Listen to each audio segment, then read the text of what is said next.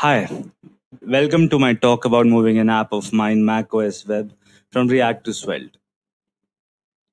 So, what exactly is macOS Web? It's basically a project I made for fun. I started 1.5 years ago, kept iterating on it, kept adding features until here I am today, giving a talk about it at this awesome conference to some really cool people. So, who am I? My name is Puru Vijay and I'm from Jaipur, India.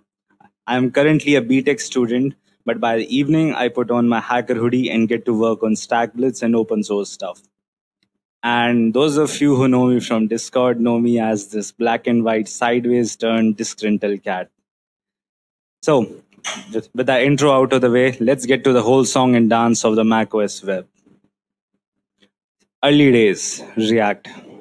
Initially, the app was built with React, and the styling solution was done using Material UI's styles. This was only the case in version 4, and it was deprecated in version 5. And finally, if you see that dock animation on the bottom, that was done with frame on motion. Features of this are a really cool animated dock with a really cool animation and a static toolbar, completely non-interactive. For only two features and such little interactivity, the size should not be big, right? It was 146 kilobytes, minified and broadlead. And that's only the JavaScript. So yeah, I was quite frustrated. But even then, the size was not the biggest issue. Network requests were. As you can see, we have a giant list of requests. This is the nature of Snowpack by default. Snowpack, even in prod, ships separate files as ESM, which is not great with these many files, as even with HTTP2, these many requests are simply not as fast as one single minified request or file. And finally, the dock animation was janky. Dock animation works by changing the width of the individual images. So changing widths of 7 images at once, listening to the mouse hover event, and then the actual width change causing relayout makes it drops a lot of frames. Hello, Veet. Around February of last year, I found out about this fun little thing you might have heard of, Veet. Veet is an all-in-one bundler slash dev server slash build tool combined to one little delightful package. Veet is very similar to Snowpack, but much more polished, and it bundles everything into a single file in production. Do you see where I'm going with this? Just moving to Veet reduce the bundle size by 16 kilobytes, and the network requests finally were just 2. If you think about it, just changing the bundler reduced so much, which is just mind blowing to me. And one of the bonus things, because of how Vite handles assets, it is possible to use the image by a path relative to public folder directly. With that feature, the code went from this to this. And because I followed the convention of storing the icons as the same name as key in the config object, I got rid of even the icon property. This is the final thing. So the code finally is simply this, and the usage is as follows. As you can see, just using Vite made quite a big difference. Era of React. In React ecosystem, the most recommended method to increase perf is to move to React. So that's what I did. And all it took was changing one single file, which is the vite.config.ts.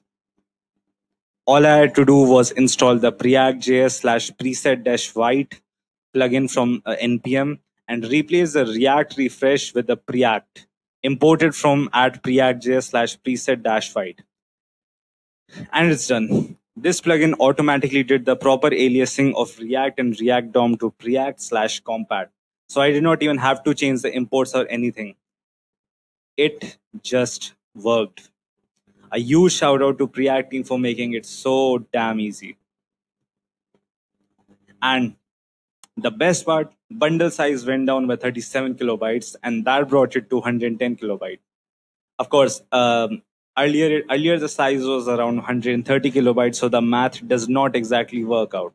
The explanation, I had added a few more features which resulted in a bigger bundle size, but it's still a huge difference. Goodbye style components.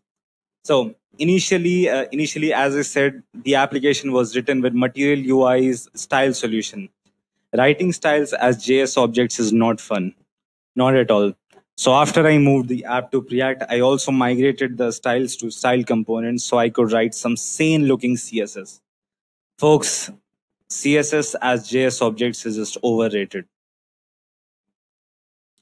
And bonus, it looks much better. Like it literally looks like some plain CSS, which is just really it feels like home. It feels like home. It feels very comfortable. But it had its issues.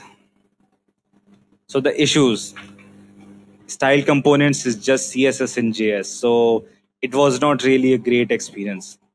Something about writing CSS inside that TypeScript files just feels wrong, uncanny. Another thing, it requires a VS Code extension.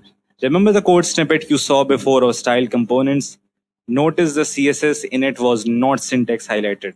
This is true for VS Code as well. You need style components extension to get the highlight, intelligence, all the things that make CSS support great. And finally, the performance is just not great. By performance, I mean the runtime performance.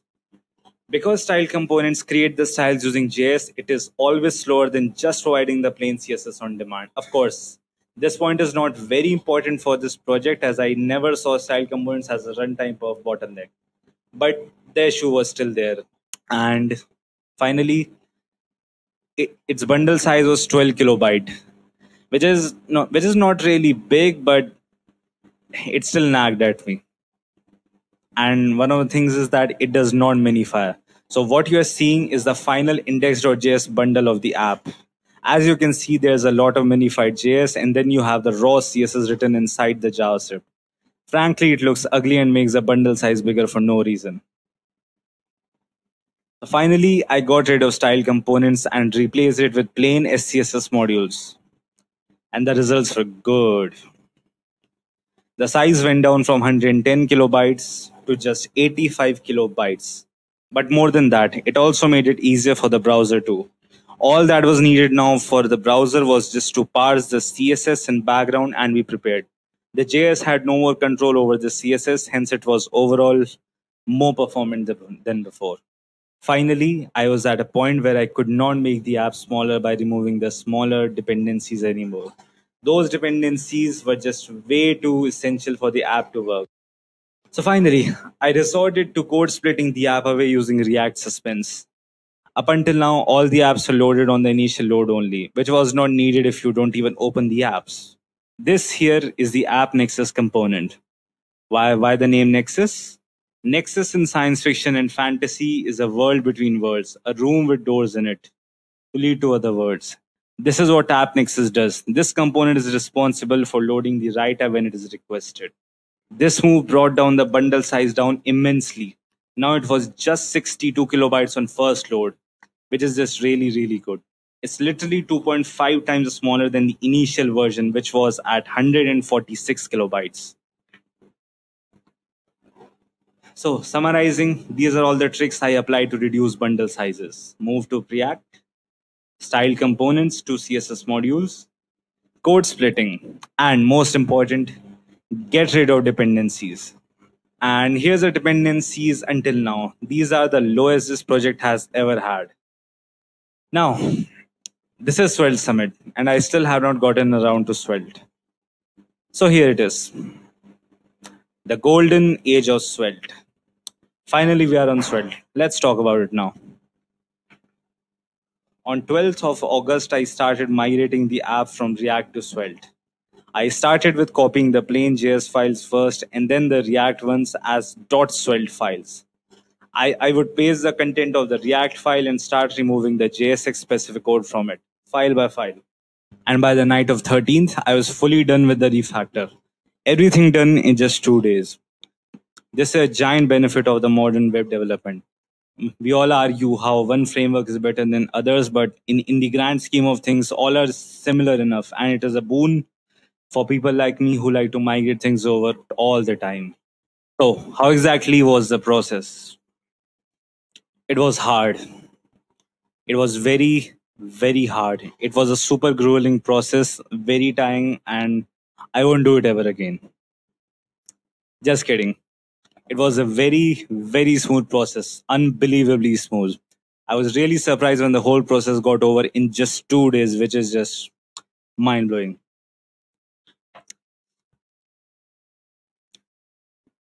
This move brought the bundle size down to just 28.5 kilobytes. This is literally less than half of before, and that is just from moving to Svelte. And the runtime performance increased drastically. Drastically. Earlier, there was still slight jank in how fast the menus opened up, how the dock animation worked, but now it was all gone. Everything was super smooth. Now, let's talk a little bit about the process. Overall, moving to Svelte was a very smooth process. So, let's talk about some of the few things. Local state. This became this. Already, the boilerplate reduction begins at the most basic concept of modern web development, local state. And what about the global state? Earlier, I was using Jotai in the Preact version. The reason for choosing Jotai was how minimalistic it feels. It feels very, very close to Svelte stores compared to anything else in the React ecosystem. This is the Jotai syntax. Of course, it does not look anything like Svelte stores or state. It actually looks closer to the use state hook from React. But compared to what you get in React ecosystem, like with Redux or Context API, this is really great. This is heavenly almost. And this is a global state in Svelte. Not a lot of difference, but if you repeat it over and over in different places, it actually makes the code much smaller. Just import the store and use. That's it. No need to declare theme and set theme variables. Now, what about the styles? Styles are already plain .scss files, so all it took was inlining them into the components directly by copy pasting. And that's it. Finally, let's talk about my observations. What all I learned from this process. Svelte code is much simpler. Svelte being an extension of HTML rather than JavaScript already made it much simpler than the previous code base in JSX. All indentation was reduced by 2 levels automatically. Plus, the constructs in it like the each block, the await block, etc. all made it even more clean looking. Heck, I even tweeted it out. As you can see, the code on right looks much larger. That's because of how little code Svelte requires compared to JSX. There's also lesser number of dependencies on the code on the right. No ternaries, no CLSX for dynamic classes. Just use Svelte's features and get instantaneously beautiful code. And to top it off, some components got smaller too, some by as much as 50%, and at least 3 components were not even needed at the end. They were just merged into bigger components directly. And overall code stayed simple enough only. It was an absolute win-win. Svelte Motion is on fire. macOS is an operating system, and no operating system is complete without animations. This is where Svelte's built-in motion stores and transitions come in. Svelte's motion stores are extremely lightweight and extremely powerful. They power the dock animation when you hover on it, the window close and open animations, dialog open and close animations, and using them is extremely easy. Previously, I was using Framer Motion. Framer Motion is a great library and my go-to thing for animations in Preact. But there's just one little issue with it. It's not exactly small. Framer Motion version 4 stands at 32 kilobyte gzip. For comparison, this is nearly as much as the whole app after moving to Svelte. But of course, this is not a shade at Framer Motion. Framer Motion can do 1,000 things under the sun. Its size is indicative of its capabilities. There's no such thing as a good tool or a bad tool. There's only such thing as a right tool for the job. Framer Motion was way too overqualified for my use cases. I did not need layout animations or staggered animations or any of that thing. All I needed were very simple animation primitives like entry and exit animations, spring and tween animations. That's it. Nothing too fancy. And Svelte just provides this out of the box.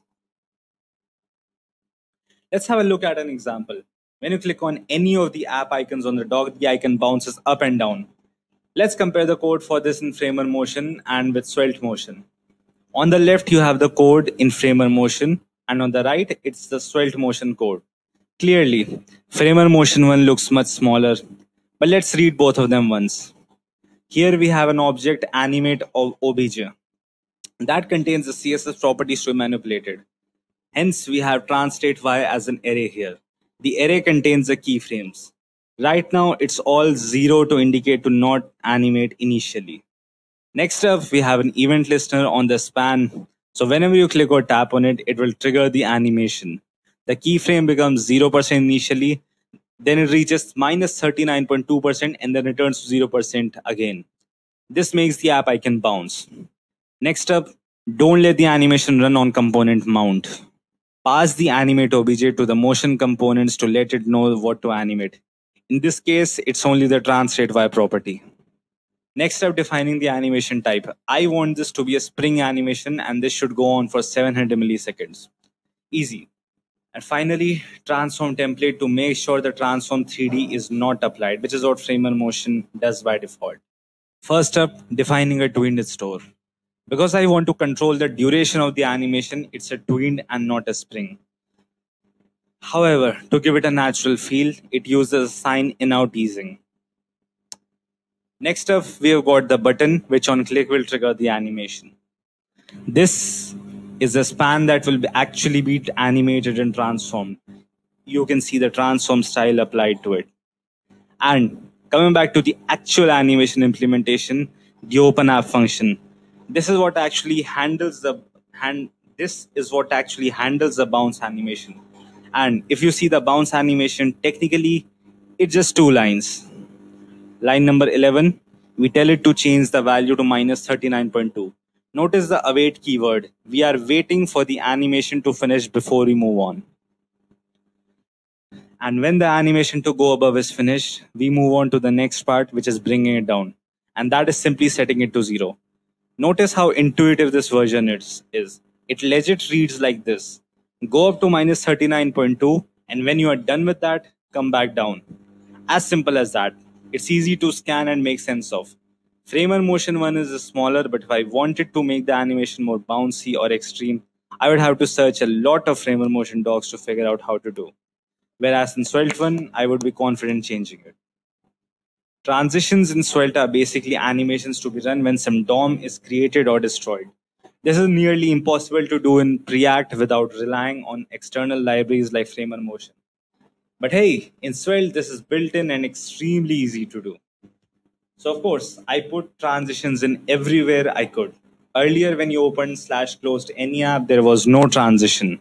Now, when you close the window, it collapses into itself while closing, giving an awesome transition. This little piece of code allows the window to close with a transition. I added this animation when I moved to Svelte version because the React version with Framer motion just felt too complex, so I did not even bother with it. And this is what you get. Looks good for just 13 lines of code, right? And remember, I showed you the package.json that the React version had. This is a Preact version, and this is the latest one with Svelte. This is 2.75 times smaller. But let me blow your mind even more. That dependency you see at the bottom, I created it. A month before I did the transition from React to Svelte. I created it as a fun exercise because Svelte ecosystem did not have a tiny draggable library with the features I wanted. And it is just 2 kilobytes in size.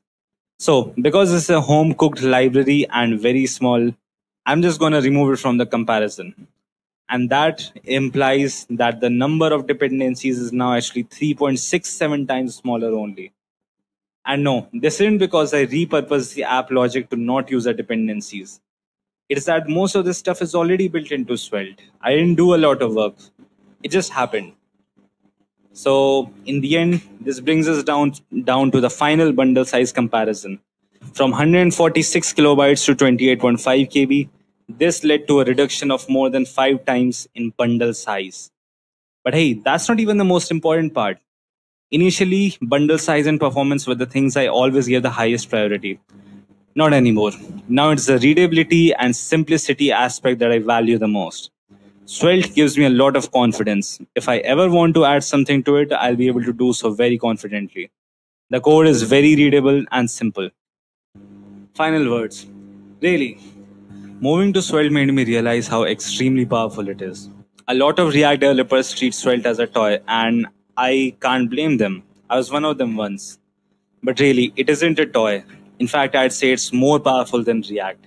Yes, less control over everything than React, but it is a better choice for 95% of developers than React, in my opinion. Thank you.